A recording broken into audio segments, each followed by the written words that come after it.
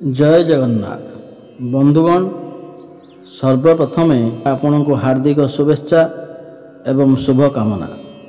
आपणकर जदि मेष राशि होता है तेबे यही वीडियोटी को थरे मात्र शेष पर्यंत देखंतु। मेष राशि व्यक्ति विशेष मानक जीवन बदलवाकू जाऊँगी। जार किछि पूर्वर समस्या लगी रही दुख लगी रही तार ए अंत हेबाकू जाऊँगी एवं पुनर्बार आपणक जीवन में सुख फेरिबाकू जाऊँगी। कारण ग्रह नक्षत्र मानक चलन में गोटे बहुत बड़ परिवर्तन हेबाकू जाऊँगी। सूर्य बुध एवं शुक्रंकर राशि परिवर्तन हेबाकू जाऊँगी जहाद्वारा आपणक जीवन में किछि बड़ हेबाकू जाऊँगी। आपणक जीवन में चलुवा समस्त कष्ट अंत हेबाकू जाऊँगी।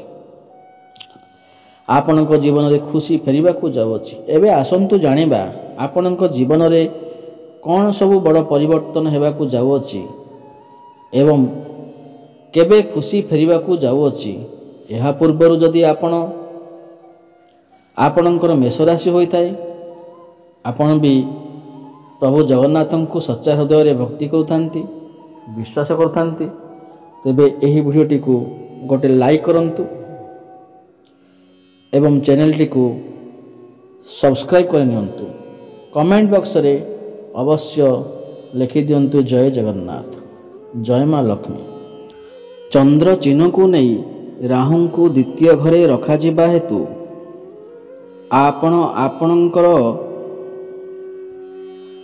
दैनिक कार्य विरक्त होई पारिबे जेउतिफाई आपणक मन विभिन्न कार्य करने को चिंता करि पारिबो। एपरी परिस्थिति रे आपणक जीवन रे नूतनता आनिबा पई क्रीड़ा परि किछि कार्य रे भाग नेबाकू आपणक परामर्श दिया जाइअछि। एही उपाय रे एहा आपणक निजको सुस्थ रखिबा सहित आपणक सृजनशील दक्षता को उन्नत करिबारे सहाय्य करिबो। जदि आपण दीर्घ समय धरी टंका संबंधी समस्या सम्मुखीन होउछंती तेबे आपण एहाकू किछि परिमाण रे दूर करने समर्थ हेबे। यह आपण को आईनगत असुविधार सम्मुखीन न हेबाकू सहाय्य करिबो एवं एहीपरि आपण बुद्धिमान भावरे कौनसी निष्पत्ति नहीं पारिबे। आपण समाज रे सम्मान पाइबे। जदिओ एही समय रे आपणक भाई भौणी स्वास्थ्य दुर्बल होई पारे जहा उपरे आपण किछि टंका खर्च करने को पड़िबो किंतु एही समय मध्यरे आपण समस्त परिवारर दायित्व सहित जत्न नहीं पारिबे जहा आपणकू घरे सम्मान मिलिबो। यह संभव जे आपण कर्म क्षेत्र रे किछि भूल हेतु समस्तंक सामना रे लज्जित हेबाकू पड़िबो तथापि आपण प्रत्येक कार्य को भल एवं सटीक भाव में समाप्त करी एही समस्त परिस्थिति मुक्ति पाई परिबे। अनेक छात्र मानकर स्वास्थ्य शिकार होई पारंती जोंथिपाई सेमानकु निज शिक्षा प्रति ध्यान रखिबा पई चिंता करिवाकू पड़िबो। एपरी परिस्थिति रे आरंभरू आपणक स्वास्थ्यर जत्न नियंतु एवं भल डाक्टर सहित परामर्श करंतु। उच्च कैलोरी युक्त खाद्य दूरे रुहंतु एवं आपणकर व्यायाम रे मन लगांतु। आपणक टंका आपण काम को आसे जेते बेले आपण निजको अत्यधिक खर्चरू निवृत्त करंती। आपण एही जिनिस को भल भाव में बुझी पारिबे। नाती नातुणी माने अपार आनंदर उत्स हेबे।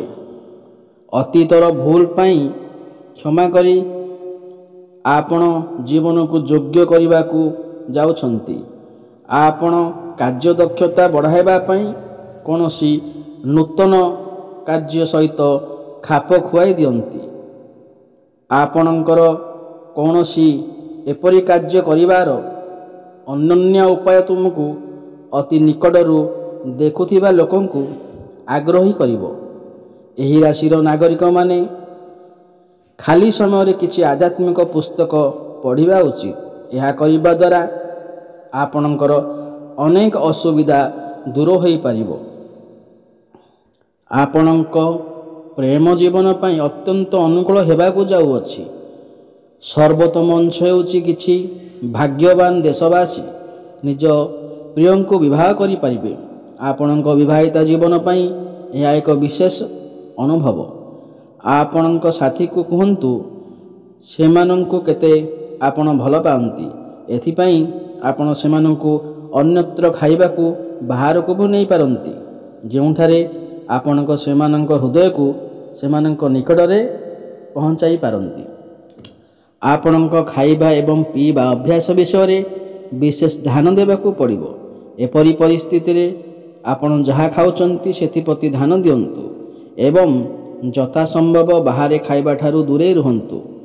ଚନ୍ଦ୍ର ଚିହ୍ନକୁ ନେଇ କେତୁଙ୍କ ଅଷ୍ଟମ ଘରେ ରଖାଯିବା ହେତୁ ଆପଣ ଟଙ୍କା ସଞ୍ଚୟ କରିବା ପାଇଁ ଭଲ ବିନିଯୋଗ କରିପାରନ୍ତି। ତେବେ ଆପଣ ଏହିପରି କିଛି କରିବା ଠାରୁ ଦୂରେଇ ରହିବା ଉଚିତ, କାରଣ ସେଠାରେ ସମ୍ଭାବନା ଅଛି ଯେ ଆପଣଙ୍କ ଦ୍ୱାରା ବିନିଯୋଗ ହୋଇଥିବା ପାଣ୍ଠି ଆପଣଙ୍କୁ ଇଚ୍ଛାକୃତ ଲାଭ ବହନ କରିବ ନାହିଁ। ଆପଣଙ୍କ ପରିବାର କିମ୍ବା ସାଙ୍ଗମାନଙ୍କ ସହିତ ପିକନିକ୍ କରିବାକୁ ବହୁତ ଭଲ ସମୟ ଅଛି। ଏହା କେବଳ ଆପଣଙ୍କ ମନକୁ ହାଲକା କରିବ ନାହିଁ, ବରଂ ଏହା ସେମାନଙ୍କ ସହିତ ଆପଣଙ୍କ ସମ୍ପର୍କକୁ ଆହୁରି ଉନ୍ନତ କରିବାକୁ ମଧ୍ୟ ସକ୍ଷମ କରିବ।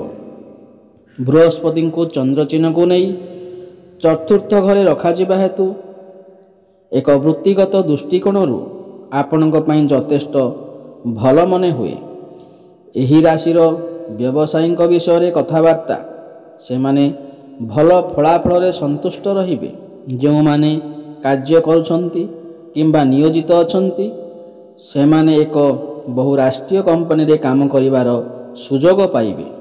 ଉଚ୍ଚଶିକ୍ଷା ପାଇଁ ଅତ୍ୟନ୍ତ ଅନୁକୂଳ ହୋଇପାରେ, କାରଣ ଆପଣ ସମାନ କ୍ଷେତ୍ରରେ ଭଲ ସଫଳତା ପାଇପାରିବେ। ଆହୁରି ମଧ୍ୟ ଶୁଭ ଗ୍ରହଗୁଡ଼ିକର ଗତିବିଧି ଆପଣଙ୍କୁ ଆପଣଙ୍କ ପରିବାର ସଦସ୍ୟ ସମ୍ପର୍କୀୟ ବନ୍ଧୁମାନଙ୍କ ସହିତ ସମ୍ପର୍କକୁ ଉନ୍ନତ କରିବାକୁ ଅନୁଗ୍ରହ କରିବାକୁ ଯାଉଅଛି। ବାୟୁରେ ଦୁର୍ଗ ନିର୍ମାଣ ଆପଣଙ୍କୁ ସାହାଯ୍ୟ କରିବ ନାହିଁ। ପରିବାରର ଆଶା ପୂରଣ କରିବା ପାଇଁ ଆପଣ କିଛି କରିବା ଉଚିତ। ଆପଣଙ୍କର ଆକାଉଣ୍ଟ କୌଣସି ପୂର୍ବ ସୂଚନା ବିନା ଆପଣଙ୍କ ଟଙ୍କା ସହିତ କ୍ରେଡିଟ୍ ହେବ, ଯାହା ଆପଣଙ୍କୁ ଆଶ୍ଚର୍ଯ୍ୟ କରିପାରେ ଏବଂ ଖୁସି କରିପାରେ। ଆପଣଙ୍କ ସାଥୀଙ୍କ ସ୍ୱାସ୍ଥ୍ୟ ଚାପ ଏବଂ ଚିନ୍ତାର କାରଣ ହୋଇପାରେ, କାରଣ ଆପଣ ଆପଣଙ୍କ ପ୍ରେମ ସାଥୀର ଏକ ନୂତନ ଚମତ୍କାର ଦିଗ ଦେଖିବାକୁ ପାଇବେ। ସଫଳତା ନିଶ୍ଚିତ ଭାବରେ ଆପଣଙ୍କର ଯଦି ଗୋଟିଏ ପରେ ଗୋଟିଏ ଗୁରୁତ୍ୱପୂର୍ଣ୍ଣ ପରିବର୍ତ୍ତନ କରନ୍ତି। ଆପଣଙ୍କ ସାଥୀ କେବଳ ଆପଣଙ୍କ ସହିତ କିଛି ସମୟ ବିତାଇବାକୁ ଚାହୁଁଛନ୍ତି, କିନ୍ତୁ ଆପଣ ସେମାନଙ୍କର ଇଚ୍ଛା ପୂରଣ କରିବାରେ ଅସମର୍ଥ ମଧ୍ୟ ହୋଇପାରନ୍ତି। ସେମାନଙ୍କୁ ବିବ୍ରତ କରନ୍ତୁ ନାହିଁ। ଆପଣ ସେମାନଙ୍କର ନିରାଶକୁ ସ୍ପଷ୍ଟ ଭାବରେ ଦେଖନ୍ତୁ। ଆପଣଙ୍କ ପ୍ରିୟ କିମ୍ବା ତାଙ୍କର ଉଦ୍ଦେଶ୍ୟ ଉପରେ ସନ୍ଦେହ କରନ୍ତୁ ନାହିଁ। ଆପଣ ଦୁହେଁ ଏହାକୁ ବହୁତ ଭଲ ଭାବରେ ବୁଝାମଣା କରନ୍ତୁ। ଆତ୍ମବିଶ୍ୱାସ ଏବଂ ବିଶ୍ୱାସ ସହିତ ଏହି ସମ୍ପର୍କ ସୁନ୍ଦର ଭାବରେ ବୃଦ୍ଧି ପାଇପାରେ।